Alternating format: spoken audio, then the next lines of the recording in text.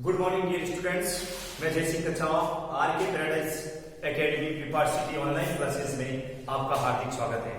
आज हम second online classes के अंदर डिस्कस करेंगे क्रिस्टलीय ठोसों के प्रकार। कल आपने देखा था क्रिस्टलीय ठोस किसे कहते हैं, क्रिस्टलाइन और नॉन क्रिस्टलाइन सॉलिड्स क्या होते हैं, उनके अंदर से कैसे कैसे क्वेश्चंस पूछे जाते हैं, वो आपको कल डिस्कस किया था। आज मैं आपको नए चैप्टर की ओर लेके बढ़ता हूं, वो है क्रिस्टलीय ठोसों के प्रकार। ध्यान रखिएगा डियर स्टूडेंट्स, क्रिस्टलीय ठोस चार प्रकार के होते हैं। चार प्रकार के होते हैं, जिसमें आणविक क्रिस्टलीय ठोस, आयनिक क्रिस्टलीय ठोस, सहसंयोजी नेटवर्क या जालक क्रिस्टलीय ठोस या धात्विक क्रिस्टलीय ठोस। There are 4 types of crystalline solids. आणविक क्रिस्टलीय ठोस को फर्दर आगे 3 भागों में या 3 भागों में क्लासिफाइड किया गया है: ध्रुवीय आणविक ठोस, अध्रुवीय आणविक ठोस तथा हाइड्रोजन बंधित आणविक ठोस। आज हम इनके बारे में चर्चा करेंगे कि इनके अंदर अवयवी कणों का प्रकार कैसा है, इसके अंदर बंध कौन सा है और बंध का प्रकार, विद्युत चालकता, प्रकृति, घननांक और एग्जाम्पल्स के बारे में डिस्कस करेंगे। और इनके अंदर बोर्ड एग्जाम 2019 के अंदर एक क्वेश्चन पूछा गया था, वो भी मैं आपको इसके अंदर बताऊंगा। वेरी इंपॉर्टेंट क्वेश्चन है जिसको आपको लर्न करना है। डियर स्टूडेंट्स, अपन बढ़ते हैं आणविक क्रिस्टलीय ठोस को आगे 3 भागों में क्लासिफाइड किया गया है। फर्स्ट पार्ट है अध्रुवीय आणविक ठोस, जिसके अंदर जो अवयवी कण का प्रकार है, कल मैंने आपको बताया था अवयवी कण किसे कहते हैं, अणु, परमाणु या आयन, जिसमें अवयवी कण का प्रकार है अणु। और एग्जांपल्स की यदि मैं बात करूं तो generally inert gases, noble gases, अक्रिय गैसें होती हैं जो अध्रुवीय आणविक ठोस के एग्जांपल्स है। इसके अंदर जो बंध है वो आपको पता है लंदन बंध होता है। लंदन बंध यानी आपको 11th के अंदर आपको पढ़ाया हुआ है कि ये सबसे वीक बंध होता है। विद्युत चालकता, ये विद्युत के कुचालक होते हैं। इनकी जो प्रकृति होती है वो सॉलिड, लिक्विड और गैस तीनों में होती है, और इनको जो गलनांक होता है वो बहुत ही कम होता है। नेक्स्ट टाइप्स ध्रुवीय आणविक ठोस, जिसमें अवयवी कणों का जो प्रकार है वो ध्रुवीय अणु होता है। ध्रुवीय अणु का मतलब different type of electronegative atoms, यानी 2 परमाणु हैं जिनके मध्य विद्युत ऋणता में अंतर होता है, तो वह ध्रुवीय अणु कहलाता है। इनके एग्जांपल्स की यदि मैं बात करूं, HCl हाइड्रोक्लोरिक एसिड, जिसमें हाइड्रोजन की विद्युतीयता कम और Cl की विद्युतीयता अधिक, तो इस बॉन्ड के इलेक्ट्रॉन्स को Cl लेके जाता है, इसलिए ये कौन सा अणु हो गया, ध्रुवीय अणु हो गया। इनके अंदर भी वीक वैन डर वाल्स बल पाया जाता है, ये भी कुचालक प्रकृति के होते हैं। इसमें सॉलिड, लिक्विड, गैस प्रकृति, और इसका भी गलनांक क्या होता है, कम। थर्ड टाइप से आपका हाइड्रोजन बंधित आणविक ठोस। ये हाइड्रोजन बंधित आणविक ठोस होता है, वो अणुओं के मध्य पाया जाता है। जनरली अपन देखते हैं डेली लाइफ में भी काम आता है, जैसे H2O, अमोनिया होता है, एथेनॉल होता है, एल्कोहल, उनमें भी हाइड्रोजन बंध पाया जाता है। तो इसके एग्जांपल्स H2O, अमोनिया, एथेनॉल, और इनके बीच में हाइड्रोजन बंध पाया जाता है। सॉलिड और लिक्विड, ये भी कुचालक होते हैं। सॉलिड, लिक्विड, गैस प्रकृति होती है, और इनका भी जो आपका गलनांक होता है वो क्या होता है, कम। सेकेंड टाइप ऑफ यदि क्रिस्टल सॉलिड की बात करूं तो वो होता है आयनिक ठोस। आयनिक ठोस होता है जो किन परमाणुओं के मध्य होता है, वो आपको पता है आयनों के मध्य बनता है। जैसे यदि मैं बात करूं NaCl, sodium chloride. Sodium chloride को जब वाटर के अंदर घोला जाता है तो किसके अंदर टूट जाता है, Na+ और Cl-। तो ये स्टूडेंट्स ध्यान रखिएगा, इनके एग्जांपल्स आपको पता है आयनिक ठोस में अणु कैसे होते हैं, धनायन या ऋणायन। जैसे कि आपको 11th में बताया है कि आयन कितने प्रकार के होते हैं, 2 प्रकार के होते हैं, एक धनायन और एक ऋणायन। एग्जांपल्स NaCl, KCl, CaCl और ZnS। इनके अंदर कौन सा बंध पाया जाता है, आयनिक बंध। Dear students, very important board exam और कॉम्पिटिशन्स में पूछा जाने वाला एग्जाम, ये क्वेश्चन है, वेरी इंपॉर्टेंट क्वेश्चन है, जो काफी बार पूछा गया है बोर्ड एग्जाम और कॉम्पिटिशन्स के अंदर। पूछा जाता है कि आयनिक ठोस होते हैं, यानी आयनिक ठोस होते हैं जो ठोस अवस्था में तो विद्युत के कुचालक होते हैं, लेकिन विलयन या गणित अवस्था के अंदर ये विद्युत के सुचालक हो जाते हैं। क्यों? तो डियर स्टूडेंट्स ध्यान रखिएगा, ये क्रिस्टलाइन फॉर्म में होते हैं तब ये एक दूसरे आयनों के साथ में जुड़े हुए होते हैं।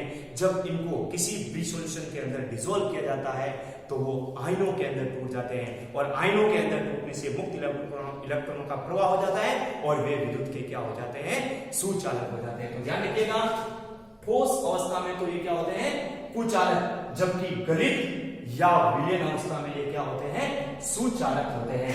इनकी भी प्रकृति कैसी होती है, सॉलिड और उच्च गलनांक होता है। नेक्स्ट टाइप्स की बात करूं, सहसंयोजी ठोस या नेटवर्क ठोस या चालक ठोस। इन्हें ध्यान रखिएगा स्टूडेंट्स, नेटवर्क ठोस से ही क्वेश्चंस पूछा जाता है। आपकी किताब में सहसंयोजी ठोस लिखा हुआ है, तो इनके अंदर अणु का प्रकार क्या होता है, परमाणु होता है। और इनके एग्जांपल्स की बात करूं, वेरी इंपॉर्टेंट एग्जांपल है ये भी, डायमंड, SiO2, सिलिकॉन कार्बाइड, ये एग्जांपल्स पूछा गया है। और इनमें जो वेरी इंपॉर्टेंट एग्जांपल है, जो बोर्ड एग्जाम 2019 के अंदर ये क्वेश्चंस आया हुआ है। कैसा क्वेश्चंस आया हुआ है, किसी एक सहसंयोजी या नेटवर्क ठोस का एग्जांपल्स दीजिए जो विद्युत का सुचालक है। बाकी सभी कुचालक है, लेकिन डियर स्टूडेंट्स जो ग्रेफाइट है जो विद्युत का क्या होता है, सुचालक होता है। आपको 11th के अंदर बताया था मैंने, कार्बन के कितने अपर रूप्स होते हैं, 3 अपर रूप्स होते हैं, हीरा, ग्रेफाइट और फुलरिन। जिसमें मैंने ये भी कहा था कारण के क्वेश्चंस जो बीएससी फर्स्ट ईयर तक का आपको 11th के अंदर मैंने बताया था कि हीरा कठोर क्यों होता है, हीरा विद्युत का कुचालक क्यों होता है। 2 क्वेश्चंस हीरे के ऊपर थे। और ग्रेफाइट के अंदर मैंने बताया था ग्रेफाइट होता है जो मुलायम क्यों होता है और ग्रेफाइट विद्युत का सुचालक क्यों होता है। बिकॉज ग्रेफाइट के अंदर कार्बन की जो 4 संयोजकता होती है उनमें से 3 संयोजकता ही जुड़ी हुई होती है, 1 इलेक्ट्रॉन मुक्त रहता है, उस वजह से ये विद्युत धारा का क्या करता है, प्रवाह करता है। Very important question. इसके अंदर कौन सा बॉन्ड होता है, सहसंयोजी बॉन्ड होता है। सहसंयोजी बॉन्ड क्या होता है, 11th के अंदर ये भी अपन डिस्कस करके आए हैं। यानी सहसंयोजी बॉन्ड का मतलब यह होता है sharing of electron between 2 atoms, यानी 2 परमाणुओं के मध्य जो साझे के इलेक्ट्रॉन्स होते हैं उसे अपन क्या कहते हैं, सहसंयोजी बंध कहते हैं। इनकी जो विद्युत चालकता की बात करूं तो मैंने आपको बता दिया, जनरली तो ये क्या होते हैं, कुचालक, लेकिन कुछ ऐसे भी एग्जांपल्स हैं जो क्या होते हैं, सुचालक, जिसमें इंपॉर्टेंट कौन है, ग्रेफाइट। इसमें भी प्रकृति सॉलिड लिक्विड और गलनांक क्या होता है, उच्च से निम्न होता है। लास्ट बात करें अपन टाइप्स की, तो धात्विक ठोस, ध्यान रखिएगा, जिसमें कौन होता है, धातु के धनात्मक इलेक्ट्रॉन के बादल में उपस्थित रहते हैं। इसका मतलब क्या हुआ डियर स्टूडेंट्स, जो क्रिस्टल चालक होते हैं उनमें जो धातु के इलेक्ट्रॉन्स है वो त्याग देते हैं, तो उनके बीच में जो रिक्त स्थान होता है उनके अंदर जो इलेक्ट्रॉन उपस्थित होते हैं उन्हें अपन पूरा का पूरा जो मेजरमेंट होता है उसे अपन क्या कहते हैं, बादल। इनके एग्जांपल्स की बात करूं तो आपको पता है S ब्लॉक और D ब्लॉक में जनरली सभी धातुएं होती हैं और आपको पता है धातुएं मुक्त इलेक्ट्रॉन त्यागती है, इसलिए वो क्या होती है, विद्युत की सुचालक होती है। ध्यान रखिएगा, इसमें बंध का प्रकार धात्विक बॉन्ड होता है और इसमें लिखा हुआ है ये विद्युत के क्या होते हैं, अच्छे सुचालक होते हैं, तो इसलिए सॉलिड प्रकृति होती है और गलनांक उच्च से निम्न होता है। डियर स्टूडेंट्स, अब हम नेक्स्ट टॉपिक्स के बारे में डिस्कस करेंगे, जिसमें 2 डेफिनेशंस है जो बोर्ड एग्जाम 12th की दृष्टि से बहुत ही इंपॉर्टेंट है।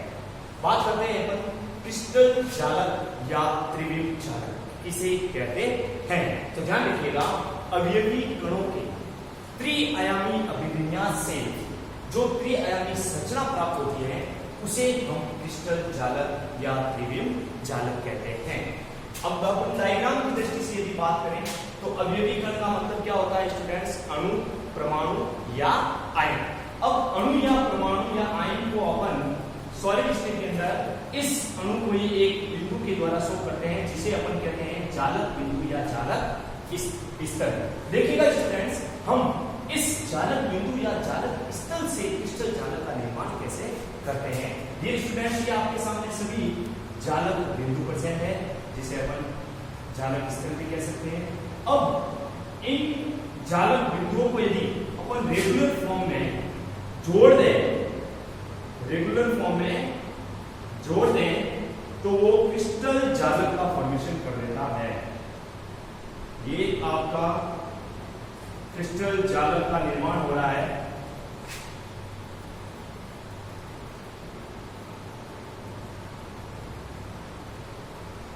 देखिएगा डियर स्टूडेंट्स, ये आपका क्रिस्टल जालक का क्या हो गया, फॉर्मेशन हो गया।